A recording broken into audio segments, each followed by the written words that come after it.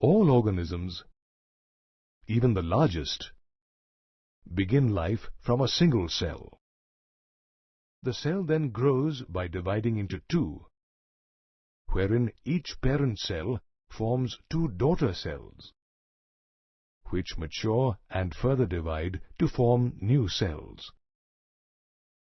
The process of cell division is vital to all living organisms. During this process, cell growth takes place, followed by DNA replication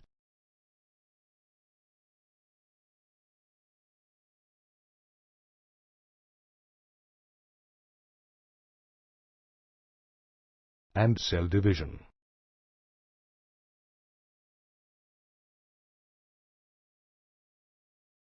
However, the process must take place in a coordinated manner, so that each cell divides correctly and the genomes in the progeny cells remain intact. The series of events by which a cell duplicates its genome, synthesizes its constituents, and eventually divides to form two daughter cells is known as the cell cycle.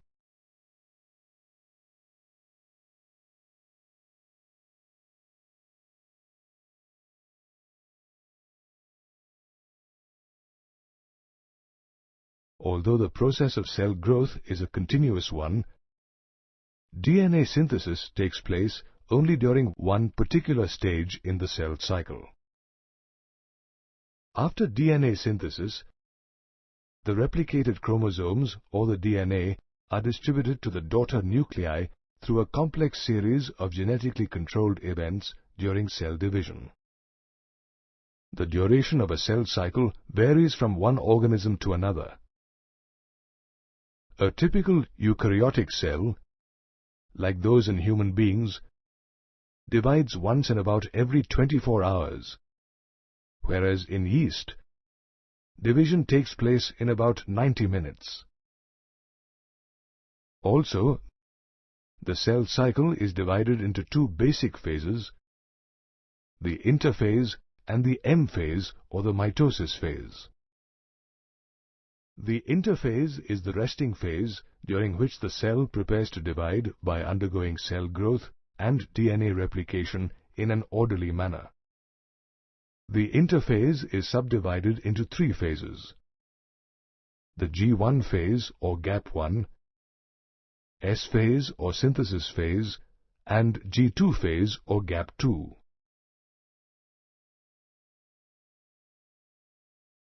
During the G1 phase or the first growth phase, normal cell functions occur. The cell continues to grow and remains metabolically active, but the DNA doesn't replicate.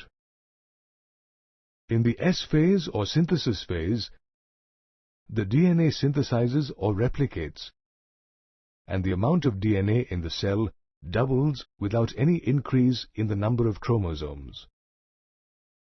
Also, the centriole begins to duplicate in the cytoplasm. Finally, in the G2 phase or gap 2, the cell prepares for mitosis and cell division by synthesizing proteins while the cell continues to grow. Now, the next phase of the cell cycle is the M phase, where actual cell division or mitosis takes place. The M phase begins with nuclear division, which is the division of daughter chromosomes, known as mitosis or karyokinesis. It ends with the division of the cytoplasm, which is known as cytokinesis. Did you know that in the 24-hour average cell cycle of a human cell, proper cell division lasts for only about an hour, while more than 95% of the cell cycle duration is the interphase?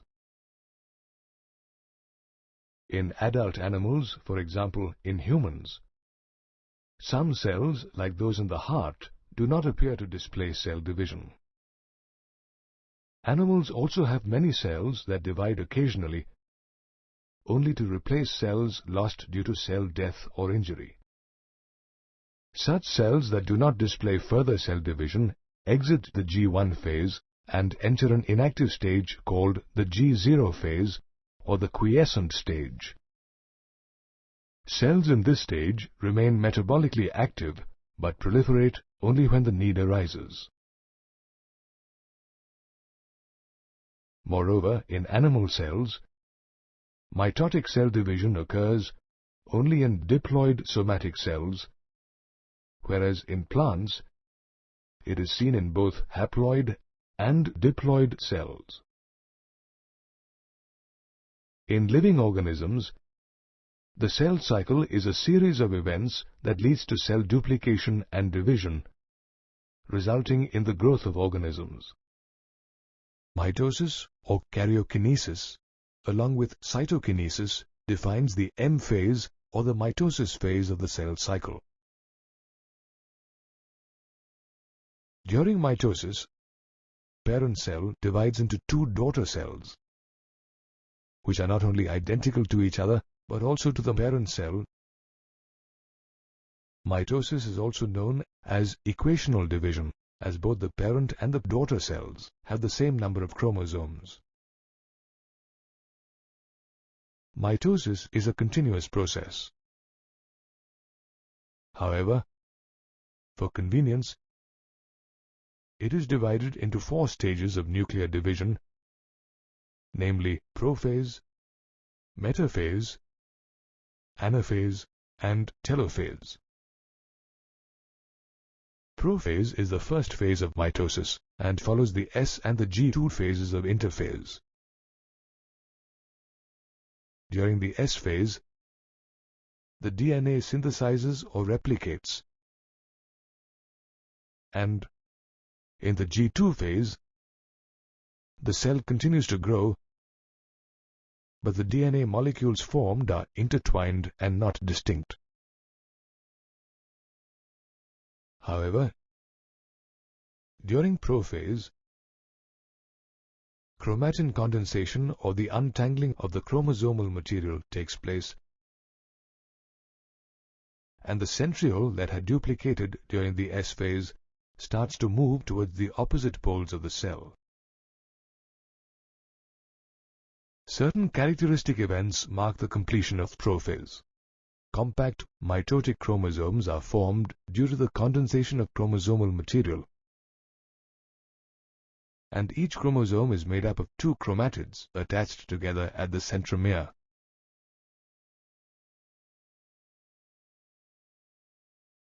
Moreover, the centrioles that had moved to the opposite ends of the cell initiate the formation of the mitotic spindles with the help of the microtubules and the proteinaceous constituents of the cell cytoplasm. At the end of prophase, the nucleolus, endoplasmic reticulum, Golgi complexes, and the nuclear envelope are not visible when viewed under a microscope. Prophase is followed by the metaphase, the onset of which is marked by the disintegration of the nuclear membrane, resulting in the scattering of the chromosomes in the cytoplasm. During this stage, the chromosomes can be clearly seen and studied under the microscope as their condensation is complete. Moreover, each chromosome is made up of 2 sister chromatids bound together by a centromere. Each centromere has a small disc-shaped structure on its surface called the kinetochore. Spindle fibers attach to the kinetochores of the chromosomes, and the chromosomes move towards the spindle equator. The plane of alignment of the chromosomes during this phase is known as the metaphase plate. Metaphase is followed by anaphase. At the start of this stage, the centromere of each chromosome splits simultaneously and the chromatids separate. These daughter chromatids are the chromosomes of the future daughter nuclei. The chromatids then slowly move towards opposite poles. The centromeres of the chromatids face the pole and are at the leading edge, while their arms trail behind. The final stage of mitosis is telophase. This stage is characterized by the chromosomes clustering at opposite spindle poles. Then the chromosomes decondense or lose their individuality as discrete elements, and a mass of chromatin material tends to collect at the two poles. Moreover, a nuclear envelope is formed around each chromosome cluster, and the nucleolus, Golgi complex, and endoplasmic reticulum reappear at both poles.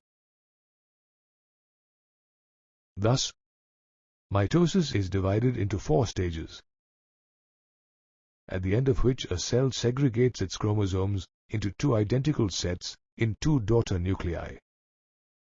Mitosis, or karyokinesis, along with cytokinesis, defines the M phase or the mitosis phase of the cell cycle.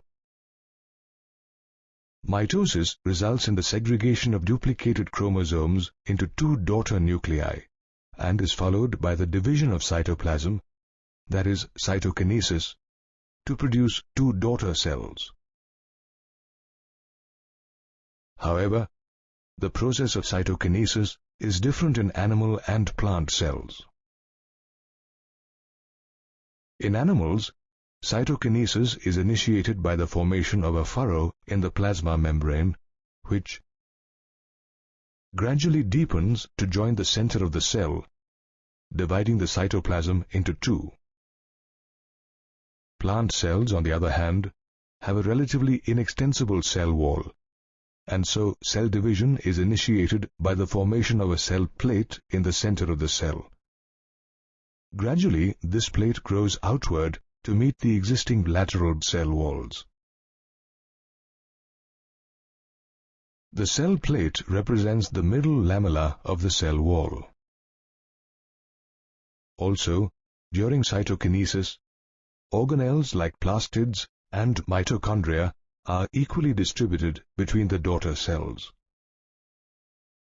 Did you know that in some organisms, karyokinesis is not followed by cytokinesis, which results in the formation of a syncytium, a cell with multiple nuclei? Such a syncytium is found in the early embryo of Drosophila and the liquid endosperm of coconut. Mitosis is one of the most important cellular processes. It is also called equational division, as the daughter cells inherit the same diploid number of chromosomes as in the mother cell. It is generally seen in diploid cells. However, in certain lower plants like bryophytes and social insects like honeybees, mitosis occurs in haploid cells. Mitosis, or mitotic division in somatic cells, is responsible for the growth of multicellular organisms.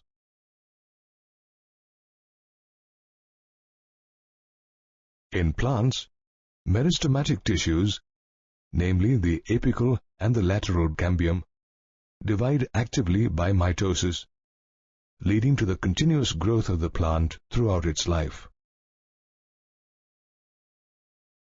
It also restores the nucleocytoplasmic ratio, which is disturbed as a cell grows. Moreover, mitosis results in the formation of new cells, which replace dead cells. For example, blood cells and cells in the upper layers of the epidermis in the skin and the lining of the gut are continually replaced. Thus, mitosis is usually accompanied by cytokinesis and plays a vital role in the growth of organisms. In sexually reproducing organisms, meiosis results in the formation of sperm cells and egg cells.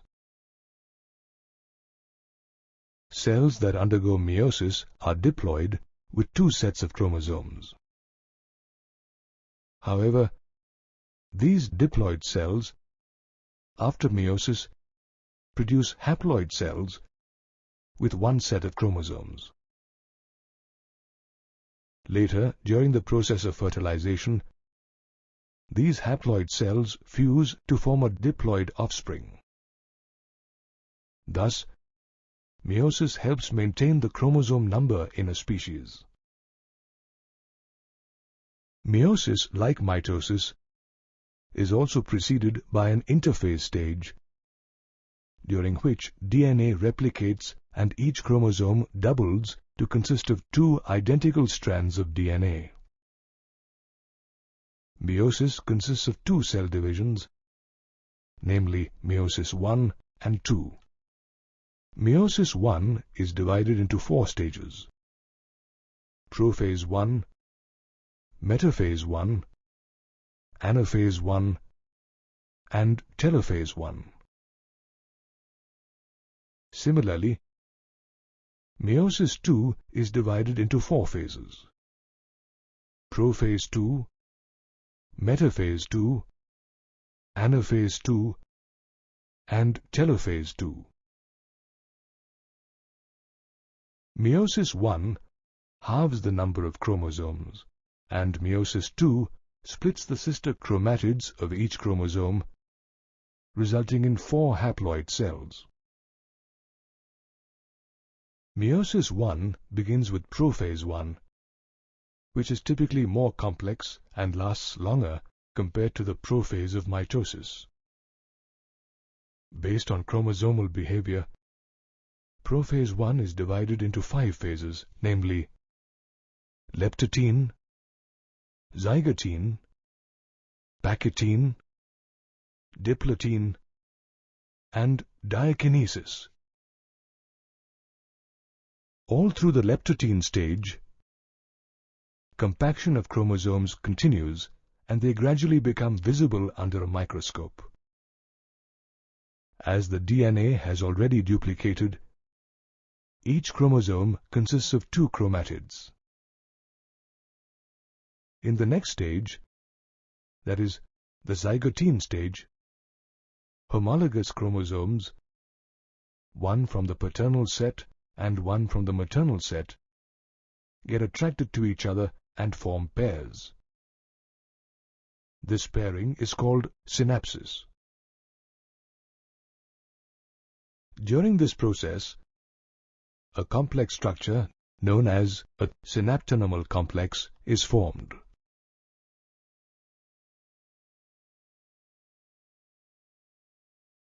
This complex structure consists of a pair of synapsed homologous chromosomes called a tetrad or a bivalent.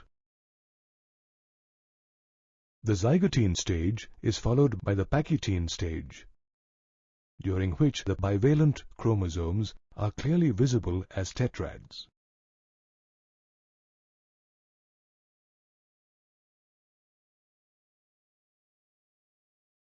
Moreover, large protein complexes on the synaptonomal complex, called recombination nodules, begin to appear.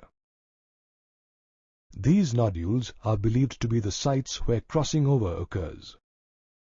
Crossing over is an event unique to meiosis, wherein an exchange of genetic material occurs between the non-sister chromatids of homologous chromosomes. The process of crossing over is initiated by the enzyme recombinase and results in the recombination of generic material between the 2 chromosomes.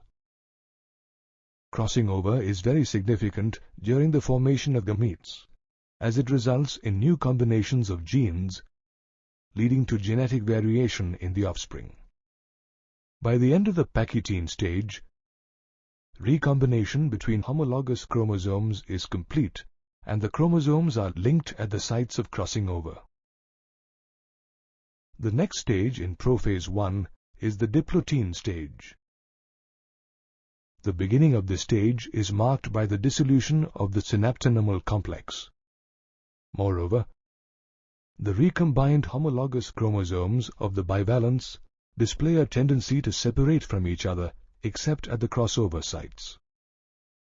The X-shaped part on the homologous chromosomes that holds the 2 together once they have crossed over is called a chiasmata. The diplotein stage can last for several months or years in oocytes of certain vertebrates. The final stage in prophase 1 is diakinesis, during which the chiasmata terminates. Moreover, the chromosomes fully condense and become clearly visible, while the meiotic spindle assembles and prepares the homologous chromosomes for separation. This stage represents the transition to metaphase 1 and ends with the disappearance of the nucleolus and disintegration of the nuclear envelope. Now, in metaphase 1, the chromosomes line up along the equatorial plate of the cell and the spindle fibers get attached to the kinetochores of the homologous chromosomes. Metaphase 1 is followed by anaphase 1. In this phase, the chromosomes pull apart from each other along the spindle fibers and move to opposite ends of the cell. The chromosomes are still double-stranded with two sister chromatids connected at their centromeres. This marks the end of anaphase 1, which is then followed by telophase 1. In this phase, the chromosomes are at the poles, while the spindle fibers disintegrate and the nuclear envelope and the nucleolus reappear. Cell division or cytokinesis follows telophase 1 and results in two cells referred to as a dyad. Therefore, meiosis 1, which progresses from prophase 1 to telophase 1, results in the formation of two cells with half the number of chromosomes compared to the original cell. Meiosis consists of two cell divisions, namely meiosis 1 and 2. Meiosis 1 is divided into four stages: prophase 1, metaphase 1, anaphase 1, and telophase 1. Similarly, meiosis 2 is divided into four phases: prophase 2, metaphase 2, anaphase 2, and telophase 2.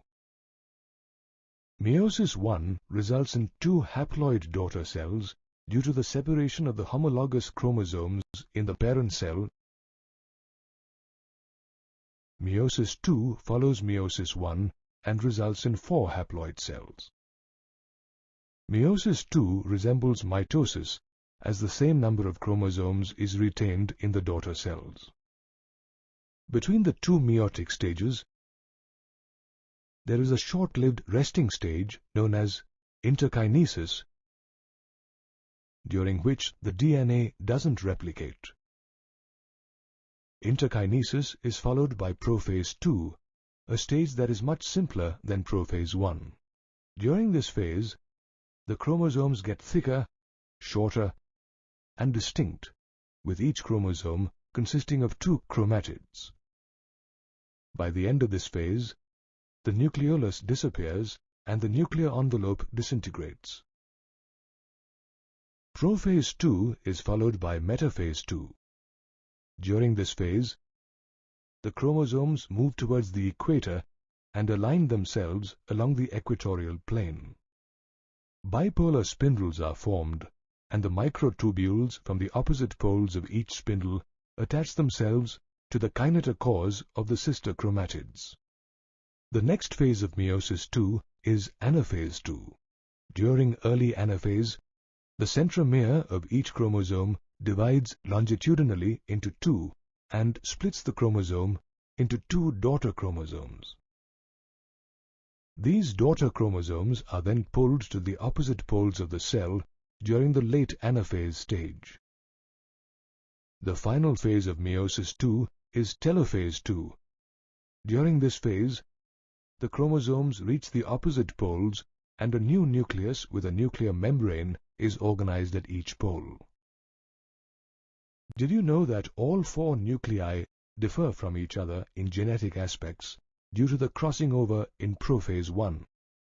Telophase 2 is generally followed by cytokinesis, during which the cytoplasm in each cell is equally divided, resulting in the formation of 4 haploid daughter cells. Meiosis is a significant process in sexually reproducing organisms. Meiosis in germ cells, followed by the fertilization of gametes, restores the chromosome number in the offspring of sexually reproducing organisms. Another significant feature of meiosis is that it leads to variation in offspring due to the crossing over in prophase 1, during which genetic materials recombine. Variation plays a very important role in the process of organic evolution. Meiosis plays a vital role in sexually reproducing organisms. The process takes place only in reproductive cells or germ cells and is also known as reduction division, as the number of chromosomes is reduced to exactly half in the daughter cells.